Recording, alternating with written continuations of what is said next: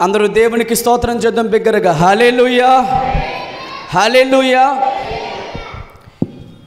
ఈ ఉదయకాల సమయంలో ప్రభు మనతో మాట్లాడడానికి ఇష్టపడుతున్న వాక్య సందేశము పేరు జయ జీవితము కలిగి ఉండాలి. చెప్పండి అందరూ ఒకసారి ఈ మాట, జయ జీవితమును కలిగి ఉండాలి.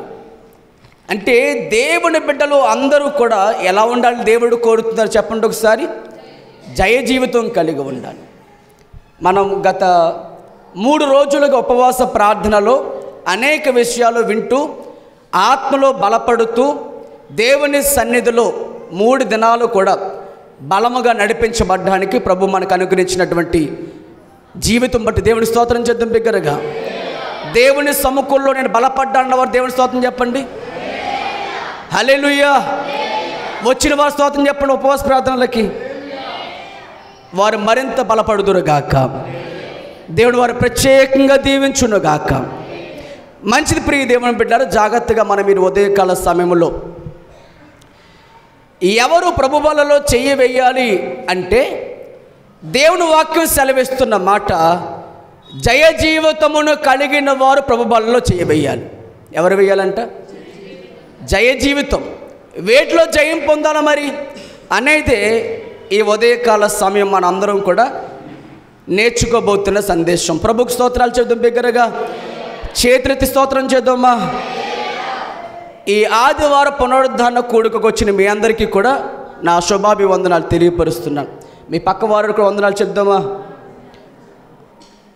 మంచిదండి. విందాం ప్రియ దేవుని బిడ్డలారా.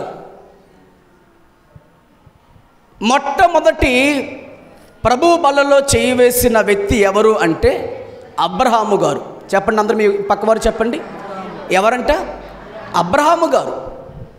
అబ్రహాము అనగా ఎవరు ఆయన అంటే విశ్వాసులకు తండ్రి. దేవుడి ఏర్పాటును బట్టి, దేవుడి పిలుపును బట్టి, విశ్వాసమును బట్టి ఆ పిలుపుకు లోబడి ఎక్కడికి వెళ్ళాలో తెలియని పరిస్థితుల్లో దేవుని స్వరం విని దేవుని మాటను అంగీకరించి దేవుడు చూపించిన దేశమునకు వెళ్ళాలి అని ఆశ కలిగి తన కుటుంబాన్ని, తన స్వజనులను అందరిని విడిచిపెట్టి దేవుడు చూపించిన దేశానికి నమ్మకంగా ప్రయాణించినటువంటి అబ్రహామును బట్టి దేవుని స్తోత్రాలు చదువు బిగ్గరగా. హల్లెలూయా. ఈ అబ్రహాము గారు ఎవరంటే జయవీరుడు అని చెప్పచ్చు. ఎలా చెప్పండి? జయవీరుడు. వేటిలో జయం పొందుకున్నారు అని మనం జాగ్రత్తగా కనుక ఆలోచన చేస్తే ప్రియ దేవుని బిడ్డలారా, ఇదే ఆది కాండము 14వ అధ్యాయంలో 17వ వచనాన్ని మరొకసారి గనక మనం చదవగలిగితే, అతడు కదలయములను అతనితో కూడా ఉన్న రాజులను ఓడించి తిరిగి వచ్చినప్పుడు సొదొమ రాజు అతన్ని ఎదుర్కొనుటకు రాజు లోయ అను షావే లోయ మట్టుకు బయలుదేరి వచ్చాను. స్తోత్రం చేద్దాం బిగ్గరగా. హల్లెలూయా. లోతు కుటుంబము అలాగనే అబ్రహాము కుటుంబము విడిపోయిన తర్వాత, ఆ విడిపోవడానికి కారణం ముఖ్యమైనది ధనము. వారు కలిసి నివసించలేనంత బలమైన ధనం వారికి ఎప్పుడైతే కలిగిందో వారు వేరైపోయారు. నీవు కుడి తట్టుకు వెళితే నేను ఎడం తట్టుకు వెళుతాం, నేను తూర్పుకు వెళితే నువ్వు పడమటికి వెళ్ళిపో అని వేరైపోయారు. కానీ లోతు అందుకు సమ్మతించి అబ్రహాము చెప్పిన మాటకు పూర్తిగా అంగీకరించి అబ్రహాము చూపించినటువంటి ఆ ప్రాంతం అంతా కూడా ఆ సొదొమ గొమొర పట్టణం ఎలా ఉందంటే అతని దృష్టికి యెహోవా తోట వలెను, అది దేవుడు వారికి వాగ్దానం చేసినటువంటి పాలు తేనె ప్రవహించే దేశం వలెను అతనికి కనిపించింది. కానీ అబ్రహాము మాత్రము దేవుడు ఏమైతే నాకు ఇవ్వాలో దానిపైన ఆశ కలిగి పరలోకపు గవినైన పరలోక పట్టణమైనటువంటి ఆ పునాది గల పట్టణం పైన మాత్రమే ఆశ పెట్టుకుని ఈ భూమి మీద మాత్రం అతడు గుడారములో నివసించాడంట. దేవునికి స్తోత్రం కలుగునుగాక. హల్లెలూయా. దేవుడిచ్చే వాగ్దాన దేశము కంటే కూడా దేవుడు కడుతున్నటువంటి పునాది గల పట్టణమైన ఆ పరలోకము కొరకైన ఆశను కలిగినటువంటి విశ్వాస వీరులకు తండ్రి అయినటువంటి అబ్రహాం మాత్రం ఈ భూమి మీద ఆశ పెట్టుకోలేం. మనం పరదేశులమును యాత్రికులమే ఉన్నామని ఎరిగి ఈ లోకపు ఆశలపైన ఏమాత్రం బంధించబడకుండా దేవుని పైన గురి కలిగిన అబ్రహాం బట్టి దేవునికి చేతులెత్తి స్తోత్రాలు చెబుతాం. హల్లెలూయా. అలాంటి విజయవీరుడైనటువంటి అబ్రహాము లోతు కుటుంబం వేరైన తర్వాత మొదట్లో ప్రారంభంలో లోతు కుటుంబం బాగానే కనిపించినట్టుంది. కానీ తర్వాత ఏమైందంటే రాను రాను కుటుంబంలో రాను లోకంలో శోధన ప్రవేశించింది. ఎలా అంటే అబ్రహాము లోతు విడిపోయిన తర్వాత ఎలాంటి శోధనలు వచ్చినాయని బైబిల్ చెప్తుందంటే, ఏ రాజును నమ్ముకొని ఏ ప్రాంతాన్ని నమ్ముకొని అక్కడికి వెళ్ళిపోయాడో ఆ రాజును సహితము అక్కడ ఉన్న శత్రువులు ఏం చేస్తారంట, దాడి చేసి వారి కుటుంబాన్ని, వారి కలిగినటువంటి అయవదాస్తిని, భార్యలను, దాసదాసుల్ని సహితం ఏం చేస్తారంటే అక్కడి నుంచి తీసుకుపోయారు. అది ఎరిగినటువంటి అబ్రహాముకు ఆ మాట ఎప్పుడైతే వినబడిందో, తన తమ్ముడు కొడుకుని లోతు కుటుంబాన్ని రక్షించడం కోసం అబ్రహాము అహర్నిశలో కష్టపడ్డాడు. అతని ఇంట పుట్టినటువంటి అలవర్చబడినటువంటి సైనికులందరినీ కూడా ఏర్పాటు చేసుకుని తన ఆత్మీయ కుటుంబమైన 318 మందిని కలిసి యుద్ధానికి వెళ్ళాడు. దేవుని స్తోత్రం చేద్దాం. యుద్ధానికి వెళ్ళిన వాడు యుద్ధాన్ని గెలిచి వచ్చాడా, ఓడిపోయి వచ్చాడా? గెలిచి వచ్చాడు. గెలిచి వచ్చిన తర్వాత షాలేము రాజైన సమాధానకర్త అయినటువంటి ఆయన, యాజకుడైన ఆయన వచ్చి అబ్రహాముకు ఎదుర్కొని అబ్రహాము దగ్గరికి వచ్చి రొట్టెను ద్రాక్షరసమును అతని చేతికి ఇచ్చాడు. గట్టిగా చప్పుడు కూడా దేవుని స్తోత్రాలు చెబుతాం. చదవండి ఆ మాట. ఆదికాండం 14వ అధ్యాయము 17వ వచనం 18వ వచనం చదువుదాం. 18, 19. మరియు షాలేము రాజైన మెల్కీసెదెకు రొట్టెను ద్రాక్షరసమును తీసుకొని వచ్చెను. అతడు సర్వోన్నతుడకు దేవుని యాజకుడు. అతడు ఎవరంట? సర్వోన్నతుడైన దేవునికి యాజకుడు. ఎవరైనా? షాలేము రాజు, మెల్కీసెదెకు. అతని గురించి ఎబ్రీ పత్రికలో పౌలు గారు అతడు సమాధానమునకు రాజు అని. హల్లెలూయా. షాలేం అంటే అర్థము సమాధానము అని. హల్లెలూయా, హల్లెలూయా. ఈ సమాధానమునకు రాజుగా ఉన్నటువంటి మెల్కీసెదెకు జయ జీవితంతో వస్తున్నటువంటి వానిని ఎదుర్కొని రొట్టెను ద్రాక్షరసను చేతికిచ్చాడంట. దేవుని స్తోత్రం చెబుతాం బిగ్గరగా. హల్లెలూయా. చెబుతూ ఏమని ఆశీర్వదించారు అని బైబిల్ చెప్తుందంటే, అప్పుడతడు అబ్రహామును ఆశీర్వదించి ఆకాశమునకును భూమికిని సృష్టికర్తయను సర్వోన్నతుడైన దేవుని వలన అబ్రహాము ఆశీర్వదించబడును గాక అనియు నీ శత్రువులను నీ చేతికి అప్పగించిన సర్వోన్నతుడగు దేవుడు స్తుతింపబడును గాకనియు చెప్పెను. అప్పుడతడు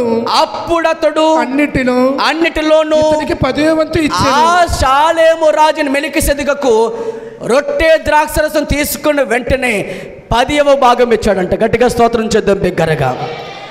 దేంట్లో నుంచి? అతడు జయ జీవితంతో పోరాడి గెలిచిన వాటిలో భాగం ఎవరికి ఇచ్చాడంట? దేవుడికి ఇచ్చాడు. ఈరోజు అది చెప్తున్నాడు దేవుడు కూడా.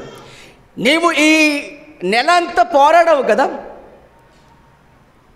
బలలో చెయ్యి వెయ్యాలంటే జయ జీవితంతో పొందుకున్న వాటిలో నుంచి నీవు దేవునికి భాగం ఇచ్చుదువుగాక. హల్లెలూయా. ఈరోజు ఒకసారి ఒక ప్రశ్న వేసుకోండి. ప్రార్థనలో జయం పొందుకున్నారా? ప్రార్థనలో పోరాడుతున్నారా? ఆశలు జయించగలుగుతున్నారా? కోరికలు అధిగమించగలుగుతున్నారా? మీ చూపులు, మీ నడక, మీ పడక, మీ ఆలోచన విధానాన్ని జయించగలిగితేనే ప్రభు బలలో చేయి వేస్తే సర్వోన్నతుడైన దేవుని కుమారుడు యేసు ప్రభువారు ఈ ఉదయం నువ్వు బలలో చేయి వేయడానికి అర్హుడు అవుదువుగాక. అలా అర్హుడు అవ్వాలంటే ప్రభు చెప్తున్న మాట, నీకు జయ జీవితం కావాలండి. ఏం కావాలి చెప్పండి? జయ జీవితం. పోరాడి ఓడించి గెలిచినటువంటి అబ్రహామును ఎదుర్కొన్నటువంటి దేవుని కుమారుడు, సర్వోన్నతుడైన దేవుని కుమారుడు, షాలేము రాజుగా మెల్కీసెదెకుగా వచ్చి అతని చేతికి రొట్టెయు ద్రాక్షారసమును ఇచ్చారు. ఈ ఉదయం ప్రశ్నించుకుందాం. వ్యాధులతో పోరాడిన, సమస్యలతో పోరాడిన, కుటుంబ సమస్యలతో పోరాడిన, ఏ విషయంలో కూడా మాటలో కొన్ని ఓడిపోలేదు అంటే నువ్వు జయం పొందుకున్న వ్యక్తివి. లేదండి సమస్యలు వచ్చినాయి, శ్రమలు వచ్చినాయి, కానీ నేను పోరాడంలో విఫలమైపోయినని ఒప్పుకున్నావా? దేవుడు నీ ఒప్పుకోలను బట్టి, నీ పాప స్థితిని బట్టి, నీ హృదయ స్థితిని బట్టి గమనించిన దేవుడు ఈ ఉదయం నిన్ను క్షమించునుగాక. హల్లెలూయా. మనం దేంట్లో పోరాడి గెలవాలో కొన్ని విషయాలు మీకు నేను చెప్తాను. శ్రద్ధ కలిగి అందరూ కూడా బైబిల్ తెరిచి పరిశుద్ధ లేఖనాల్లో మన వాక్యం చదువుకుందాం. మొదటి మాటగా మనము ప్రార్థనలో పోరాడాలి. దేంట్లో పోరాడాలో చెప్పండి? పోరాడి గెలవాలి. హోషేయ గ్రంథం కొత్తగా ఉందా? ఇండెక్స్లోకి వెళ్తున్నారా చాలామంది? అయ్యో ఎక్కడ ఉందని? ఎంతమ్మా? 745వ పేజీ, 745. చదవమ్మా. హోషేయ గ్రంథము 12వ అధ్యాయము 3-4 వచనాలు. 750వ పేజీ, 750 పేజ్ అమ్మా. హోషేయ గ్రంథం 12వ అధ్యాయం 3-4 వచనాలు. తల్లి గర్భమునందు యాకోబు తన సహోదరి మడిమను పట్టుకొనెను. మగసిరి కలవాడై అతడు దేవునితో పోరాడెను. అతడు దూతతో పోరాడి జయముందెను. అతడు కన్నీరు విడిచి అతన్ని బతిమాలుకొనెను.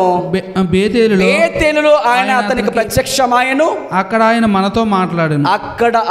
మనతో మాట్లాడను. దేవునికి 2 చేతుల పైకెత్తి స్తోత్రాలు చెబుదామా. హల్లెలూయా. ఏ విషయంలో జయం పొందాలి? కుటుంబంలో కొట్టుకుని ఎవరు గెలిచి, ఎవరి మాట పై ఉంటే వారు గెలిచారు అనుకుంటారు చాలామంది. లేదా ఎవరైనా ఏమైనా మాట అన్నారు అనుకోండి, నా మాట నగ్గాలి నేను, నా మాట జయం పొందాలి నేను అనుకుంటే ఒకవేళ ఈ భూమి మీద నువ్వు జయం పొందవచ్చు, కానీ ప్రభువుల్లో చేయవేస్తూ నిన్ను అంటాడు దేవుడు. అనుకుంటాడు, చీ ఇలాంటి బిడ్డలా నా బిడ్డలు, నా యందు పుట్టిన బిడ్డలైతే ఈ లోకాన్ని జయిస్తారు వాళ్ళు, మాటలు జయిస్తారు వాళ్ళు, శ్రమను సహిస్తారు వాళ్ళు. కారణం ఏంటంటే ఆయన దూషించబడి బదులు దూషించలేదు. మొన్న బిడ్డవైతే మరి ఏం చేయాలి? నువ్వు కూడా సహించాలి, ఓర్చుకోవాలి, మాట పడాలి. కారణం దేవుని బిడ్డలకు ఓర్పును దేవుడు అనుగ్రహిస్తారు. ప్రభుకు స్తోత్రం చేద్దాం బిగ్గరగా. హల్లెలూయా. మన మాట ఎలా ఉండాలంటేనండి పవిత్రతంగా ఉండాలి. ఆ మాట వాళ్ళు దేవుని దగ్గర అవ్వాలి, కానీ ఆ మాట వాళ్ళు దేవునికి దూరం కాకూడదు. యోబు చాలా బాధపడ్డాడు, చాలా ఈ భూమి మీద ఎంత శ్రమ అనుభవించాలో అంత శ్రమ అనుభవించేశాడు ఆయన. కానీ యెహోవా యందు భయభక్తులు కలిగి ఉండట మానలే. చెడుతనమును అంటిపెట్టుకోవడం అసలు అసహ్యం అతనికి. చెడుతనం అంటే అసహ్యం అతనికి. ఎల్లప్పుడూ ప్రార్థించేవాడు, ఎల్లప్పుడూ స్తుతించేవాడు. ఆఖరికి కన్న బిడ్డలు కళ్ళ ముందు మరణించి శవాలుగా పడి ఉన్నప్పటికీ కూడా యెహోవా ఇచ్చెను, యెహోవాయే తీసుకుని పోయినను, యెహోవా నామమునకు స్తుతి కలుగునుగా. కానీ స్తుతియాగము చెల్లించినటువంటి మహాభక్తుడు ఎవరైనా ఉన్నారంటే ఈ భూమి మీద అది యోబు గారు మాత్రమే. ప్రభుకు స్తోత్రం చేద్దాం బిగ్గరగా.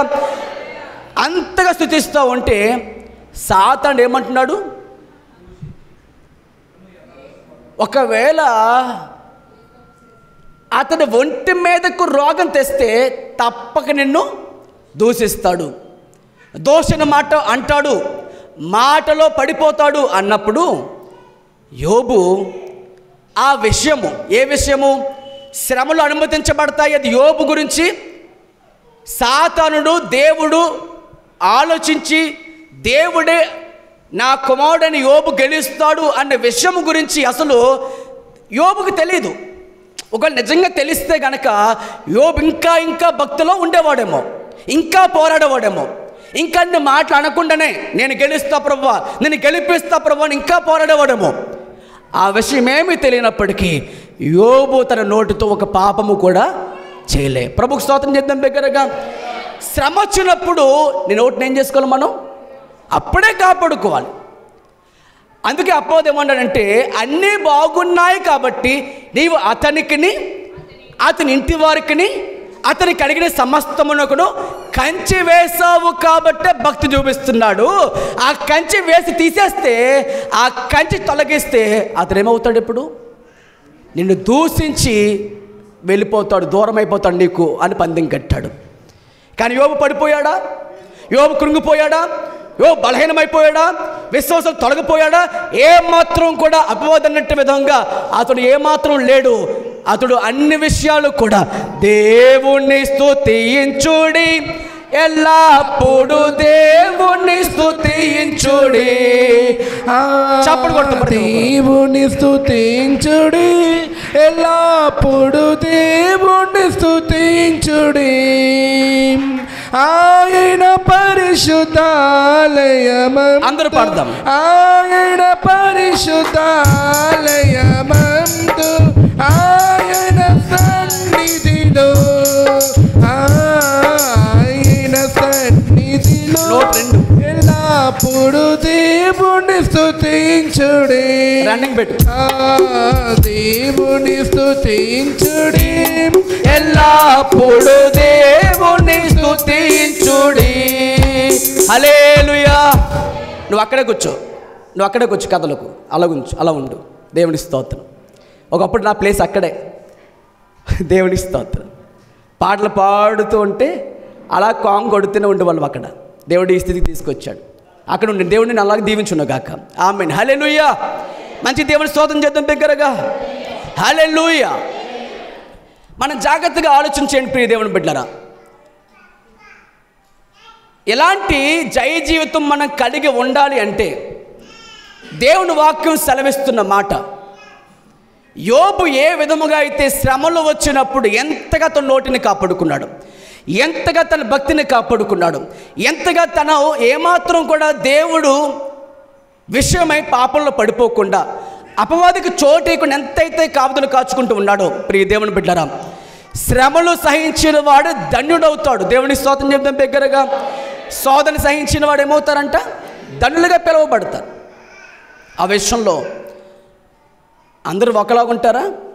తన భార్య ఏమంటుందంటే, ఎంతకాలం భక్తి చేస్తావు, ఎంతకాలం యథార్థతగా ఉంటావు, దేవుని విడిచిపెట్టు, నువ్వు మరణమైపో అని చెప్పించి మాట్లాడినప్పుడు అతను ఏమన్నాడంట? మూర్ఖురాలు మాట్లాడినట్లు. అంటే అర్థం ఏంటి? నువ్వు భక్తి పరురాలువి, విశ్వాసంతో ఉన్నదానివి, నాతో పాటు కలిసి ప్రార్థిస్తున్నదానివి, అలాంటిది మూర్ఖురాలు మాట్లాడుతున్నావేంటి? మనం ఎల్లప్పుడూ మేలు అనుభవిస్తామా, కీడు అనుభవించి తగమా అని ఎప్పుడైతే మాట్లాడుతూ వచ్చాడో తన భార్య మరలా మాట్లాడిందా? భర్త మాట్లాడిన మాటకు జవదాటిన భార్య యోబు భార్య. ప్రభుకు స్తోత్రాలు చెబుతాం. ఒక మాట అంటే అవతల వాళ్ళు ఏం చేయబడాలి? ఆగిపోవాలి. ఇద్దరు కలిసి కొట్టుకుంటే కుమ్లాట్ అవుతాయి. ఒకడు మాట్లాడితే అది గ్రహించి, ఇది దేవుని పలికిస్తున్న మాట, ఇది దయ్యపు మాట, ఈ శోధన ఎందుకు వచ్చింది, ఇప్పుడు ఎందుకు వచ్చింది ఈ సమస్య అని చెప్పి మీరు ఆలోచన చేసుకోవాలి. దేవుని బిడ్డలు కూడా కుమ్ములాడుకుంటే అది అది దేవుని నామానికి మహిమకరంగా ఉండదు. మరి ఎలాగుంటుంది? అది అవమానకరం. ప్రతి ఒక్కరు సమాధానం పరచబడదుము గాక. బిగ్గరగా స్తోత్రం చేద్దామా? చేతులెత్తి దేవునికి స్తోత్రం చేద్దామా? హల్లెలూయా. కాబట్టి వాక్యం చెప్తున్న మాట, జయ జీవితం కలిగి ఉండాలి. ఏ విషయంలో జయ జీవితం కలిగి ఉండాలి? ప్రార్థన జీవితంలో. ప్రభుకు స్తోత్రం చెప్పండి బిగ్గరగా. భక్తుడైనటువంటి హోషేయ తన గ్రంథంలో ఈ విధంగా పరిశుద్ధాత్మ ప్రేరేపణతో మాట్లాడుతూ రాయించిన మాట ఏమిటనగా, మగసిరి కలవాడే తల్లి గర్భములో మొదలుకుని యాకోబు పోరాడి జయం పొందాడు.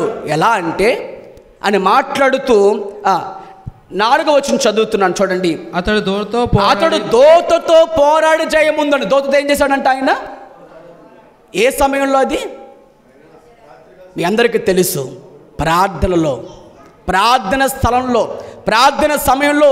ప్రియ దేవుని బట్టి మాట మీ అందరూ కూడా తీసుకోమని దేవుని సేవకుడిగా మేమందరికీ నేను ప్రకటిస్తున్న మాట ఏమిటనగా, ప్రియ సంగమా, మీరు జయం పొందాల్సిన ఏ విషయంలో అంటే ప్రార్థన విషయంలో పోరాడి జయం పొందుదుమోగాక.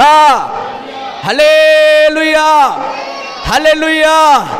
ప్రార్థనలో పోరాడే వానికి పోరాటం లోకంలో వచ్చినప్పటికీ కూడా దేవుని పక్షముగా యుద్ధం చేసేవాడుగా ఉన్నాడు. ప్రభుకు స్తోత్రాలు చెబుతాం బిగ్గరగా.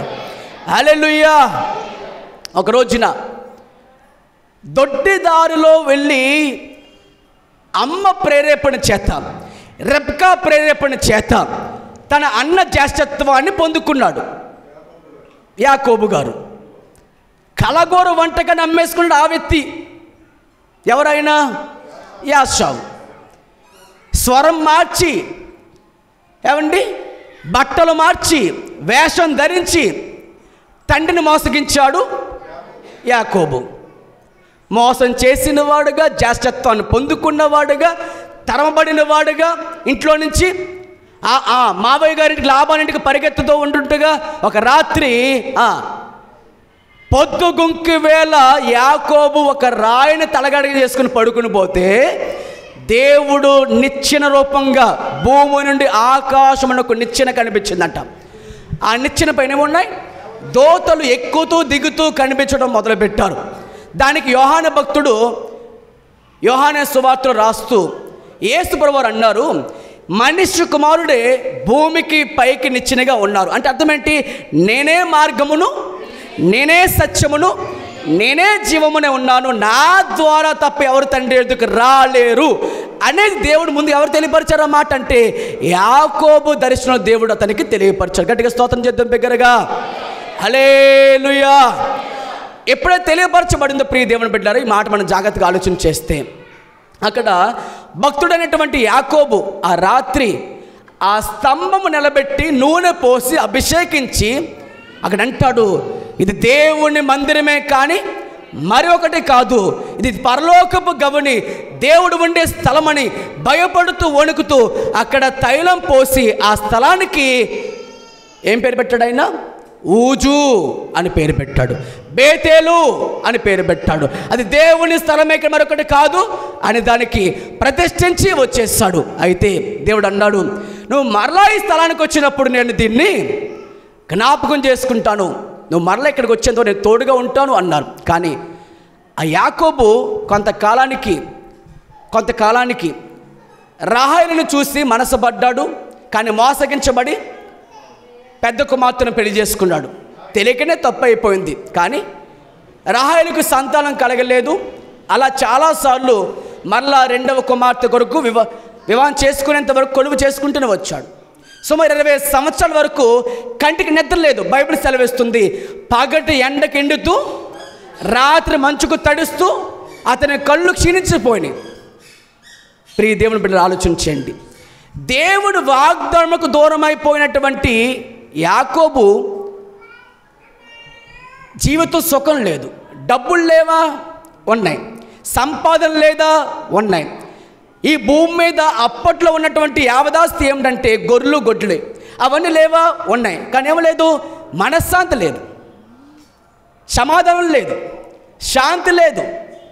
అలాంటి సమయంలో యాకోబు అందరినీ పంపించేసి, దాసదాసీలు, భార్యలు, పిల్లలందరినీ పంపించేసి ఒక్కడే ఏకాంతముగా దేవుని పాదాలు పట్టుకున్నాడు. గట్టిగా చప్పలు కొడి స్తోత్రాలు చెబుతాం. హల్లెలూయా, హల్లెలూయా. ఆదికాండం 32వ అధ్యాయం, ఆదికాండము 32వ అధ్యాయము 26 వచనం చదువుదాం. ఆయన 23 కూడా చదవమ్మా. 23 కూడా చదువుదాం. యాకోబు వారిని తీసుకుని ఆ ఏరు దాటించి తనకు కలిగినదంతయు పంపివేసెను. యాకోబు ఒక్కడే మిగిలిపోయెను. ప్రభు స్తోత్రాలు చేద్దాం బిగ్గరగా. ఒక్కడే ఉండిపోయాడంట. ఎక్కడ?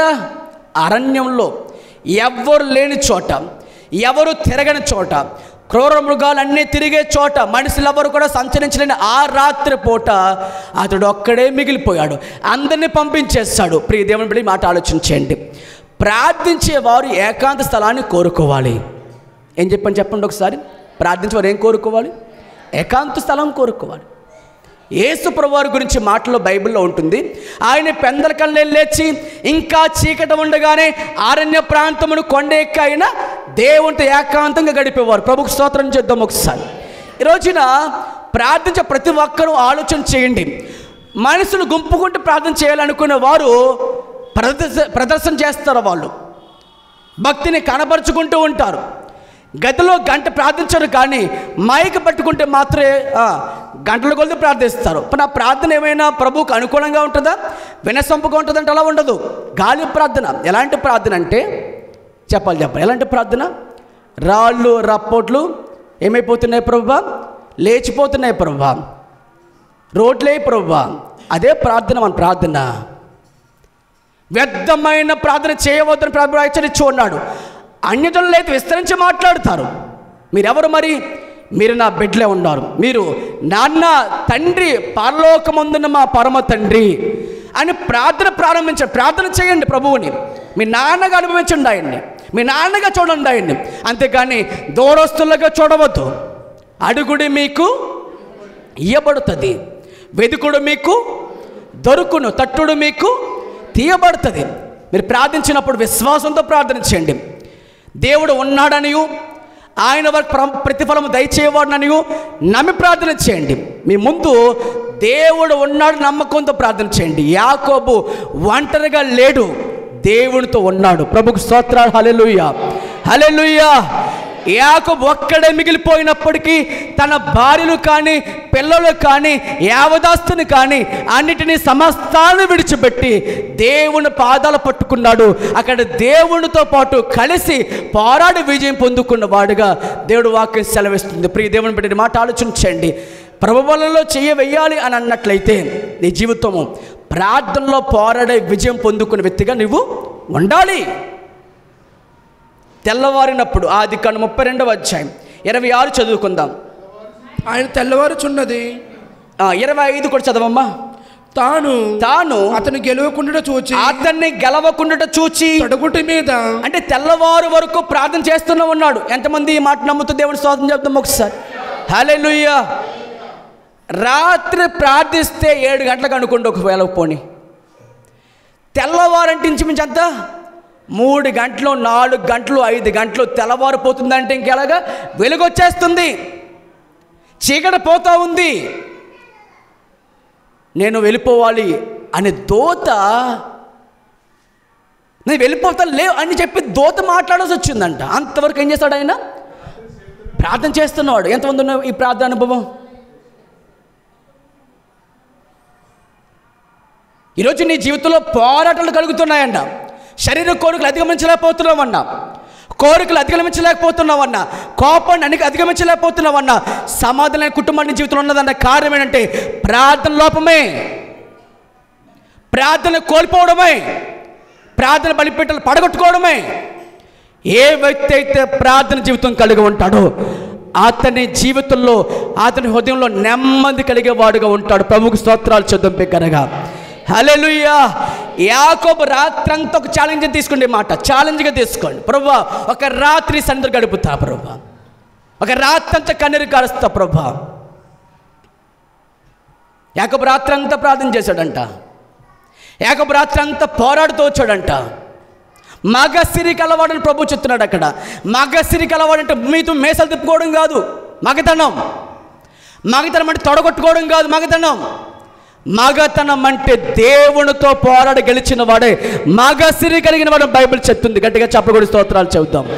హల్లెలూయా. ప్రార్థన చే పురుషుడిని దేవుడు ఇష్టపడతాడండి. పౌలు తిమోతితో అంటారు పత్రికలో, ప్రతి పురుషుడును ప్రతి స్థలమందును చేతులెత్తి ప్రార్థన చేయాలంట. చదవండి ఆ మాట. సంశయమును కోపమును అనుమానమును అన్ని విడిచిపెట్టి ప్రార్థించే వారిగా ఉండాలని పౌలు తిమోతికి పత్రిక రాస్తారు. 1 తిమోతి పత్రిక 2వ అధ్యాయము 8వ వచనం చదువుకుందాం. తిమోతి రాసిన మొదటి పత్రిక 2వ 8వ వచనం. కావున ప్రతి స్థలమందును పురుషులు కోపములు సంశయమును లేనివారై, సంశయం అంటే అనుమానము లేనివారై పవిత్రమైన చేతులెత్తి ప్రార్థన చేయవలని కోరుచున్నాను. బిగ్గరగా దేవుని స్తోత్రాలు చేద్దామా? ఇంకా బిగ్గరగా చెప్దామా? చేతులెత్తి దేవుని స్తోత్రం చెప్పండి ఒకసారి.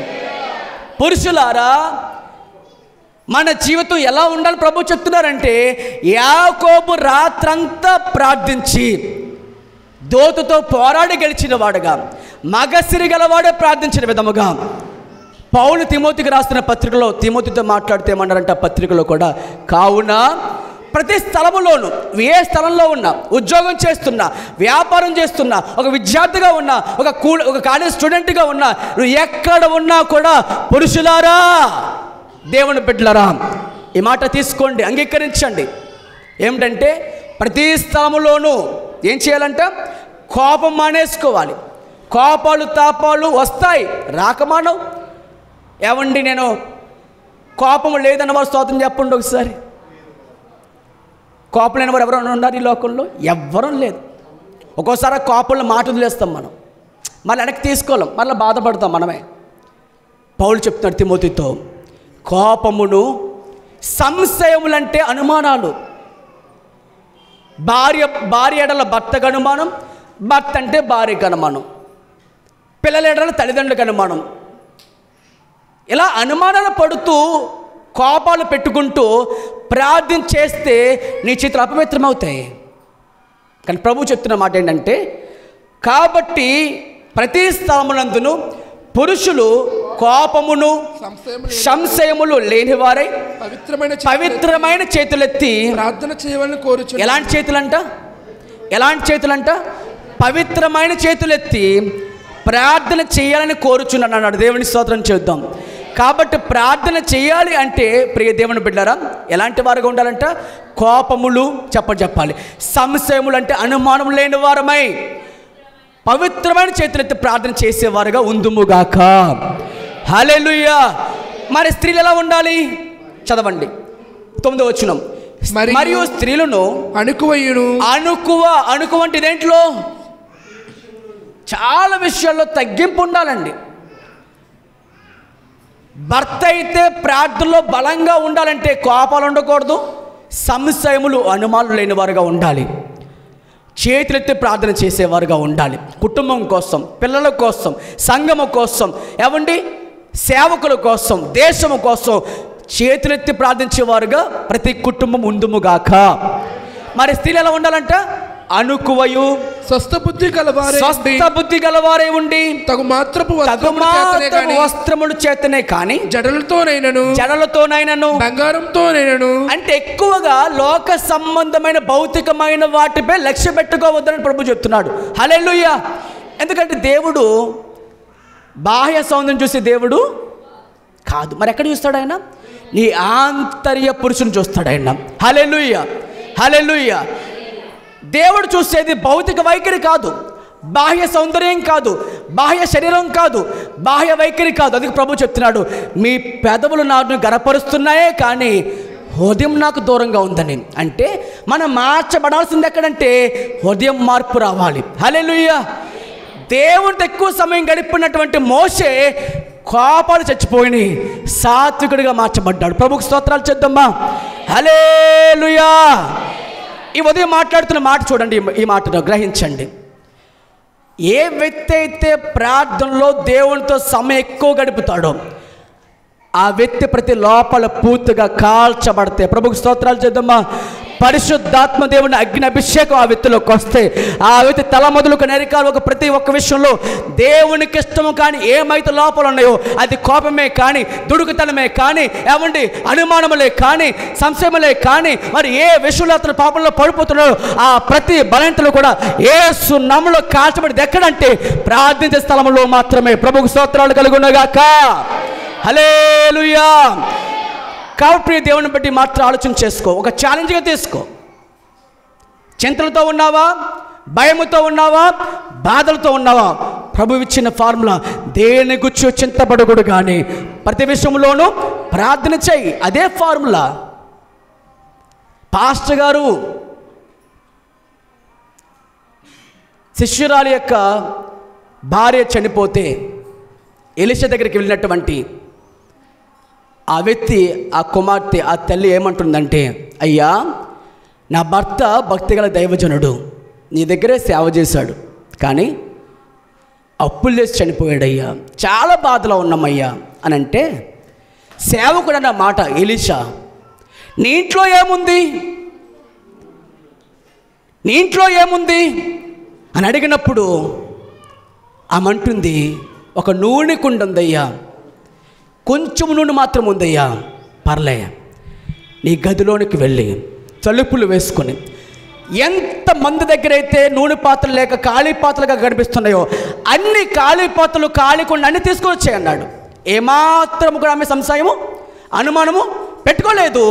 ఆ ఒక్క మాటను బట్టి దేవుని వాక్కుగా తీసుకున్నటువంటి ఆ భక్తులను ఏం చేసిందంట, వెంటనే పరిగెత్తుకు వెళ్ళి కుమారులు కలిసి, 2 కుమారులతో పాటు ఆమె కూడా విధవరాలుగా ఉన్న ఆమె ఏం చేసిందంట, ఊరంతా పరిగెత్తుకెళ్ళి ఖాళీ పాత్రలన్నీ తీసుకువచ్చి గదిలోకి పెట్టి వారు మోకరించి ఆ నూనె కొంచెం కూడా ఆ నూనెను తీసుకుని కుండలు పిలుపుతూ ఉంటే ప్రతి కుండ కూడా ఖాళీ పాత్రలు కూడా నూనె కుండతో అభిషేకముతో ప్రార్థనతో నింపబడుతుండగా ఖాళీ పాత్రలు సాయి కూడా అవన్నీ నూనె కుండగా మారిపోయినా గట్టిగా చెప్పకూడదు, దేవుని స్తోత్రాలు చెబుతాం.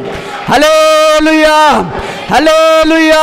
ఈ ఉదయకాల సమయంలో కూడా ఏ ఖాళీ పాత్రకు వచ్చి ఉన్నావు, ఏ బాధతో వచ్చి ఉన్నావు, ఏ సమస్యతో వచ్చి ఉన్నావు, ఏ నొప్పులతో వచ్చి ఉన్నావు, ఏ నిరాశతో వచ్చి ఉన్నావు, దేవుడి ఉదయకాల సమయంలో నీతో మాట్లాడుతున్న మాట ఏమంటాడుగా, నీ నూనె కుండలో కూడా అది ఒక్కసారి బయటకు తీసి ప్రార్థన చేయగలిగితే నీ ఖాళీ పాత్రలకు దేవుడి ఉదయకాల సమయంలో నూనె కుండగా మార్చునుగాక.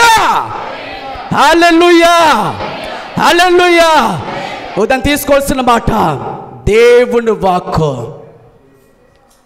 రాత్రంతయు శ్రమ పడినా రాలేదు ప్రభు జయము,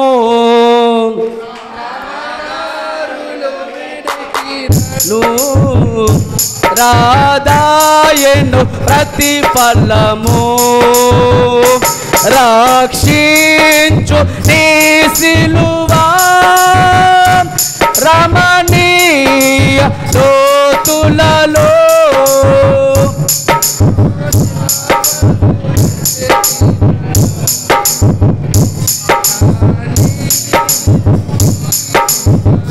హల్లెలూయా. పేతురు రాత్రంతా కష్టపడ్డాడు, ప్రతిఫలం లేదు. గజయితగాడు, చేపలు పట్టవలసిన వాడు, కానీ రాత్రంతా కష్టపడిన ఒక చేప కూడా పట్టలేకపోతే యేసు ప్రభువారు ధోనిని అడిగితే పేతురు మనస్పూర్వకం హృదయపూర్వకంగా ధోని ఇచ్చేశాడంట. ధోని తీసుకుని కొంతసేపు వాక్యం చెప్పి పంపించిన తర్వాత, పిల్లలారా ఏం చేస్తున్నారు? వాడు పేతురు ఇచ్చిన సమాధానం, అయ్యా రాత్రంతా కష్టపడ్డామయ్యా, ఒక చేప కూడా పట్టలే. అప్పుడు ప్రభు అన్నారు, ఆ దరికి వెళ్ళి మీరు చేపలు వల వేయమంటే, రాత్రంతా కష్టపడ్డాం ప్రభు, నిరాశలో ఉన్నాం, నిరుత్సాహంలో ఉన్నాం, బాధలో ఉన్నాం, ఎలా వేయమంటావు అనగానే, అయినను నీ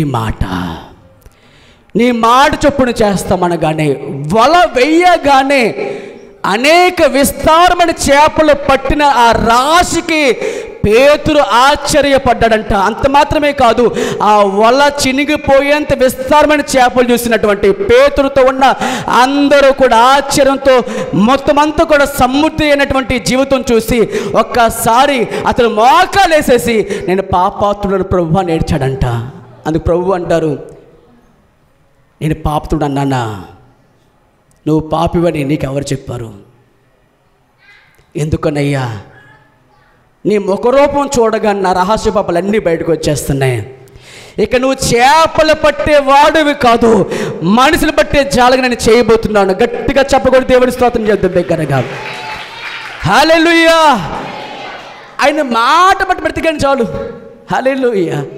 ఆయన మాట నిన్ను బ్రతికేస్తుంది, నీ బాధలో నెమ్మదినిస్తుంది. ఎందుకనగా ఆయన మాటే నిన్ను ఆదరించే మాట. మనుషుల మాటను ఆదరించలేదు. మనుషుల మాట అయినా సరే నిన్ను బాధపరచవచ్చేమో, కానీ దేవుని మాట నువ్వు బాధలో ఉన్నప్పుడు నెమ్మదినిస్తుంది, నువ్వు పాపంలో ఉంటే గాయపరుస్తుంది. కానీ శిక్షించడానికి కాదు, శిక్షణ ఇవ్వడానికి మాత్రమే. నేను బాధపడడానికి కాదు, నేను బలపరచడానికి మాత్రమే. నువ్వు కృంగిపోవడానికి కాదు, నేను బలపరిచి నిలబెట్టడానికి మాత్రమే.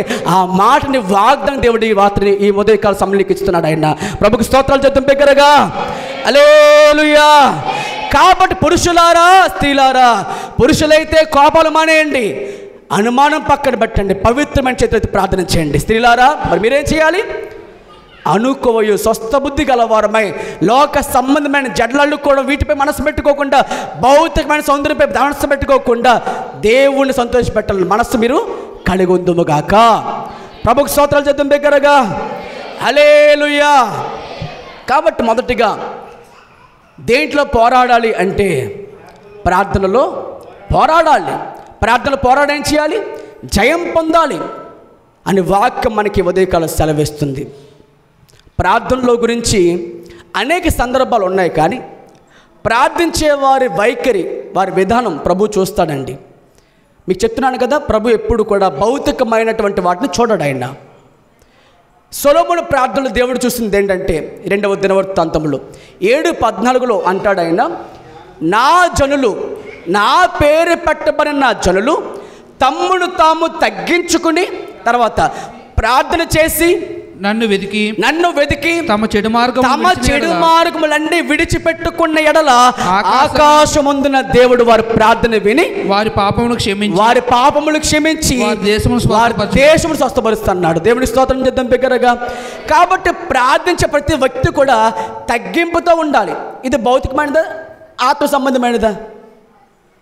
పైకి నేను పురుగు వంటి వాడిని, ధూళి వంటి వాడిని, దరిద్రగొట్టుని ఇలా ప్రార్థన చేస్తాం. మరి హృదయమో ప్రభు చెప్తున్న మాట, పైకి వచ్చే మాటలు కాదు నాయన, విరిగి నలిగిన మనస్సు నాకిష్టమైన బలి. ప్రభుకు స్తోత్రం కలుగునగాక.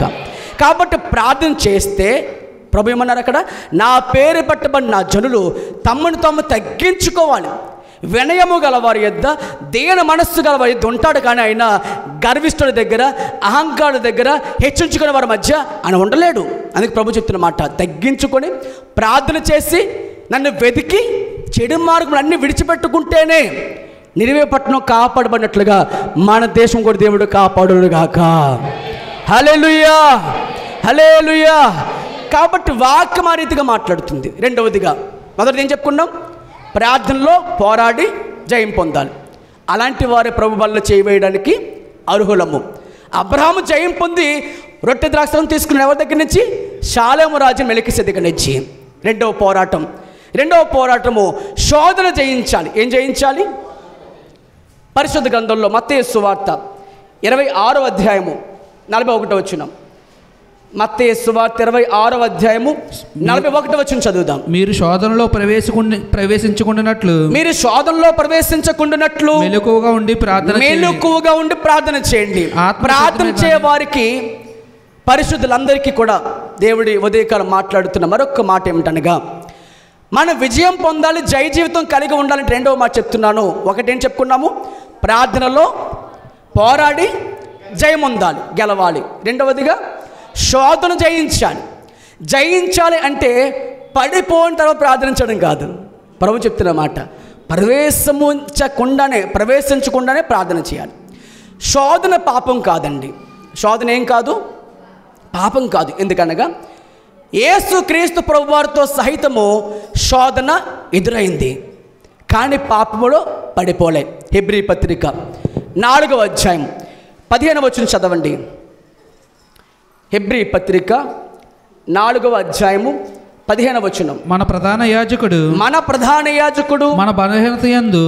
బలహీనతల యందు మనతో సహానుభావం లేనివాడు కాడు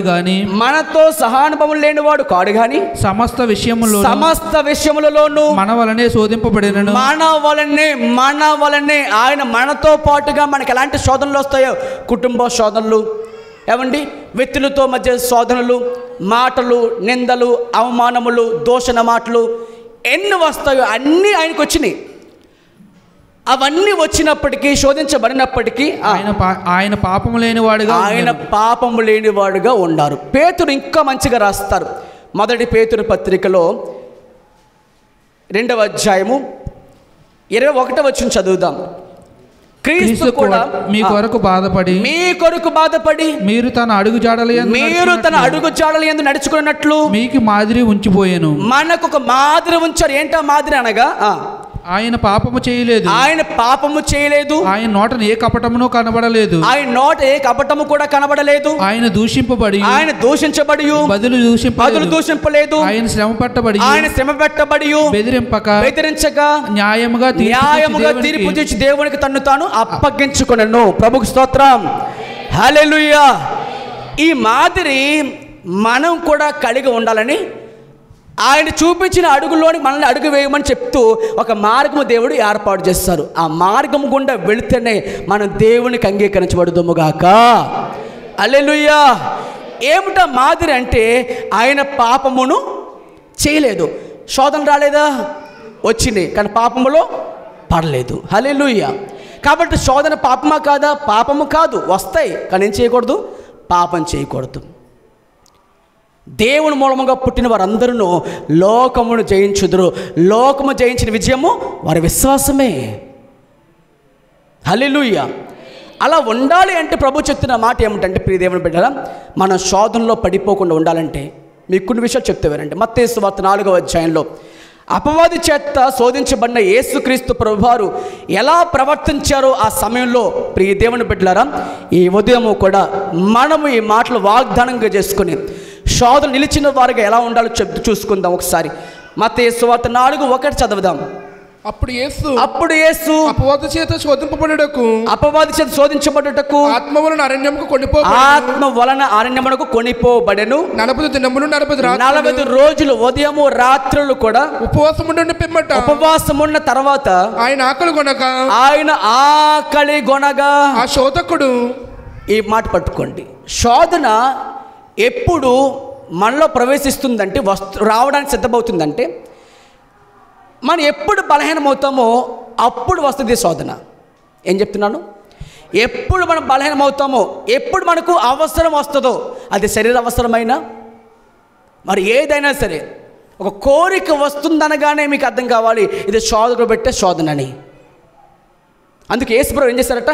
ఆ శోధకుడు ఆయన యొద్దకు వచ్చి నీవు దేవుని కుమారుడు అయితే ఈ రాళ్ళు రొట్టెలగునట్లు ఆజ్ఞాపించమని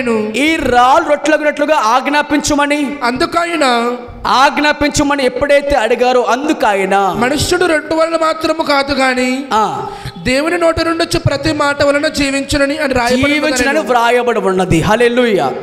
ఈ మాట చెప్తాం, వినండి జాగ్రత్తగా.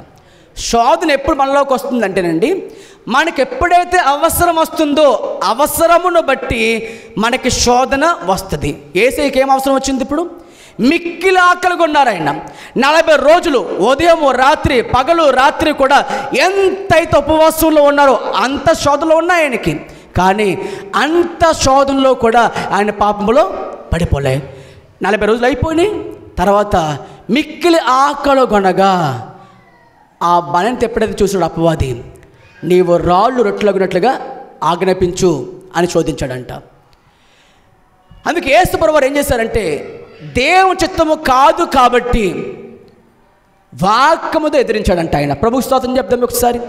దేనితోటి అంటే, శోధన మనకు ప్రవేశించకుండా, శోధనలో పడిపోకుండా ఉండాలి అంటే మనందరికీ కూడా ఏం అవసరం చెప్పండి ఒకసారి?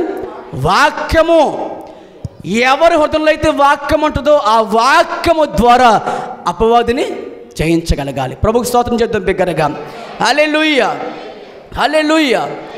చూడండి, యేసుక్రీస్తు ప్రభువారు అందరికీ దూరంగా దేవుని ఆత్మచేత నడిపించబడి అరణ్యంలో ఉన్నారు. ఒంటరిగా ఉన్నప్పుడు, ఎక్కడున్నప్పుడు గుర్తుపెట్టుకునే మాట, అందరిలో ఉన్నప్పుడు శోధించబడే సమయం కంటే కూడా ఒంటరిగా ఉన్నప్పుడు వచ్చే శోధనలు ఎక్కువ వస్తాయి మనకి. ఆ సమయంలో నీ మాట, నీ ఆలోచన, నీ తలంపులు, నీ చూపులు ఇవన్నీ కంట్రోల్లో ఉండగలిగితే, దాన్ని అదుపు చేసుకోగలిగితే నువ్వు శోధనను అణుచుకునే శక్తి దేవుడు నీకు ఇచ్చున్నాడు గాక. హల్లెలూయా. కాబట్టి అందులో ఉన్న భక్తి కాదండి దేవుడికి కావాల్సింది, ఒంటరిగా ఉన్నప్పుడు చేసే భక్తి దేవుడు మరింత ఇష్టం ఆయనకి. హల్లెలూయా, హల్లెలూయా. దావీదు ఒంటరిగా ఉండి వసంతకాలమున అందరు యుద్ధంకి వెళ్ళిన సమయంలో ఈయన మాత్రం ఒంటరిగా ఉండి ఎక్కడ ఉన్నాడట? మిద్దె మీదకెక్కి పొద్దుగుంకు వెళ్ళి లేచిన ఆయన మిద్దె మీదకెక్కి అటు ఇటు తిరుగుతుండగా